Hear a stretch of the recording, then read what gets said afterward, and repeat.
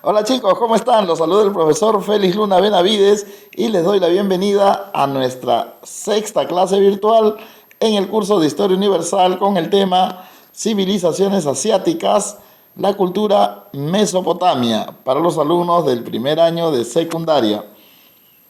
Como en todas nuestras clases, nuestros propósitos esta vez son dos. Uno, desarrollar el proceso histórico de la Mesopotamia y segundo, establecer los principales aspectos que caracterizaron a esta cultura que fue pues una de las primeras, ¿no? Vamos a ver dónde está ubicado. Mesopotamia actualmente es el país de Irak, ¿no?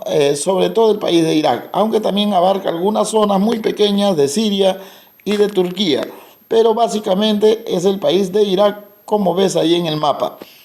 Se le llama Mesopotamia porque la palabra significa entre ríos, es decir, una zona que está entre dos ríos.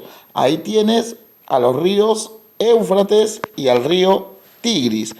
Tienes imágenes actuales de lo que es el río Tigris, lo tienes ahí, ves un puente que hay sobre el río y la zona de Bagdad.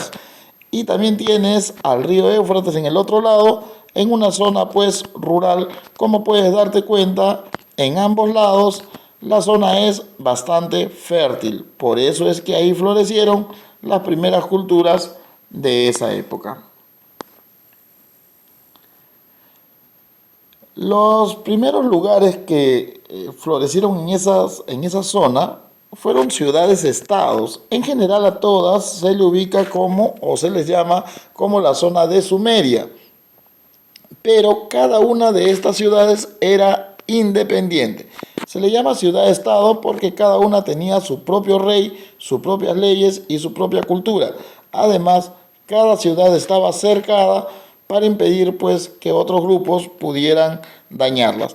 Las principales ciudades de Sumeria que puedes ubicar ahí en el mapa son Ur, si te das cuenta, pues muy al sur está Ur, está también Uruk, Nippur, Lagash y pues también tendremos a otra ciudad importante que será Basora.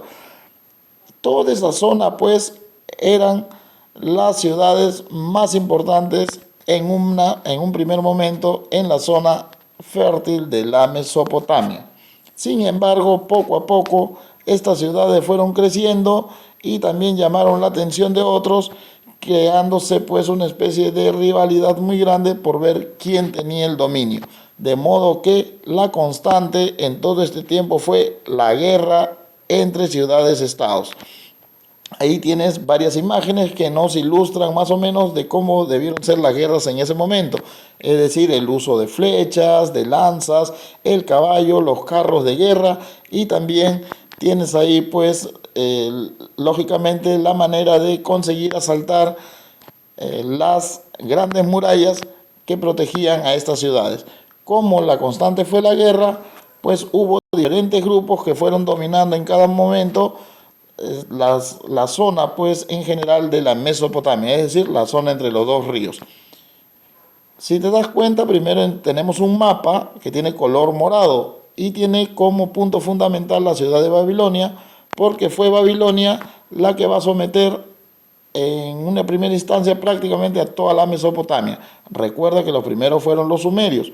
Los acadios también invadieron pues a todas las ciudades de los sumerios, pero no dominaron toda la Mesopotamia. Los babilónicos van a ser los primeros que dominarán toda la Mesopotamia, sobre todo al mando de su rey Hammurabi, que va a crear el código que lleva su nombre, código de Hammurabi, donde está la ley del talión, ojo por ojo y diente por diente. Posteriormente los asirios le quitarán el poder a Babilonia y pondrán a Nínive como la ciudad principal. Los asirios van a crear el servicio militar obligatorio y llegarán a conquistar hasta Egipto. Seguimos y ves que el siguiente grupo son los neobabilónicos, porque significa que Babilonia logró recuperar el mando y venció a los asirios. Pero finalmente Babilonia caerá con los persas que venían desde Irán y como puedes ver ahí en el mapa donde está toda la zona roja, los persas llegan a dominar toda la zona de la Mesopotamia. En Mesopotamia las diversas ciudades-estados desde el inicio y también pues cuando ya comenzaron los grupos a dominar toda la Mesopotamia, se organizaron de forma similar. Es decir, primero habría un gran sacerdote que tenía el título de rey, luego llegaban los nobles que generalmente eran militares y sacerdotes, después tenemos a las personas libres que eran artesanos, mercaderes y campesinos y por último los esclavos que podía ser cualquier persona que había perdido pues la guerra o que era vendido por sus familiares. En cuanto al económico, Mesopotamia tiene como base la agricultura y es lógico que primero tenían que dominar los ríos y pues ver la manera de canalizar justamente esta fuerza de agua en los ríos. Por eso era muy importante los canales. En la ganadería domesticaron las vacas, ovejas y otros animales más. En el comercio, pues ahí tienes que importaban piedra, madera, metales, etcétera, y exportaban lo que ellos producían, es decir, cereales de la agricultura y lana, pues, de su ganadería. Los artesanos también, pues, creaban una serie de cerámicas y otros artefactos que eran útiles para la vida cotidiana. La cultura de Mesopotamia la podemos resumir en tres aspectos: la religión, la arquitectura y la escultura. Ellos eran politeístas. ¿Por qué? Porque creían en varios dioses. La principal dios era Ishtar, que era la diosa de la guerra, y no creían ellos en la vida después de la muerte. En la arquitectura, ellos inventaron el ladrillo y el adobe. Utilizaron también el arco y la bóveda que le permitió construir palacios y grandes templos, y entre lo más destacado que tienen ellos están los templos, los zigurats y los palacios, ¿no?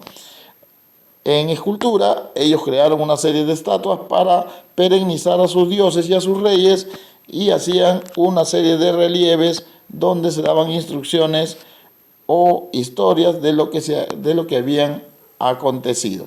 Ahí tienes algunos dioses principales como Anu, Enlil, Enki, Sin, Ishtar y Shamash. Como ya sabes, Ishtar es la diosa de la guerra. Habían otros dioses también como Asur, sin embargo los más importantes eran los que están en la imagen. Los sacerdotes son los que, digamos, tenían contacto con los dioses a través de la astronomía y para ello construían lugares piramidales muy altos conocidos con el nombre de zigurats. Desde ahí podían ver el movimiento de las estrellas y con eso interpretar la voluntad de los dioses para los seres humanos. Ellos creían que cada persona nacía bajo el signo o bajo la influencia de una estrella y debido a ello crearon algo conocido como el zodiaco que ha llegado hasta nuestros días.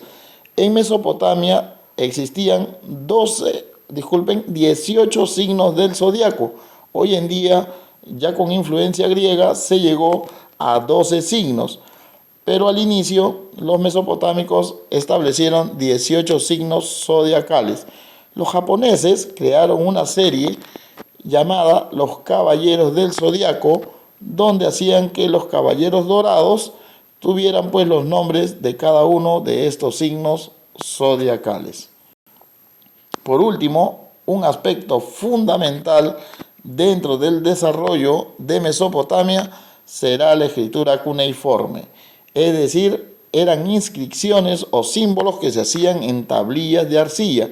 Como eran incisiones que tenían forma de cuña, tomaron el nombre de cuneiforme, es decir, en forma de cuña. ¿Y por qué tuvieron la necesidad de escribir? Porque tenían que llevar su contabilidad tanto en el control de las cosechas o del ganado como también de los impuestos. Con esto pues hemos llegado al final de nuestra clase sobre Mesopotamia.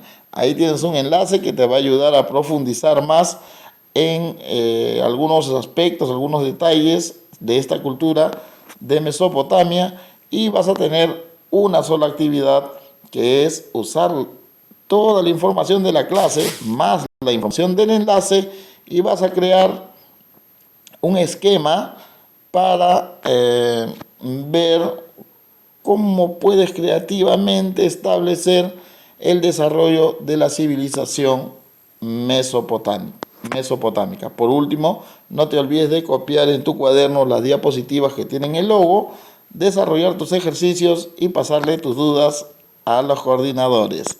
Ya nos estaremos viendo en una próxima ocasión y espero que todo les vaya muy bien. Dios los bendiga.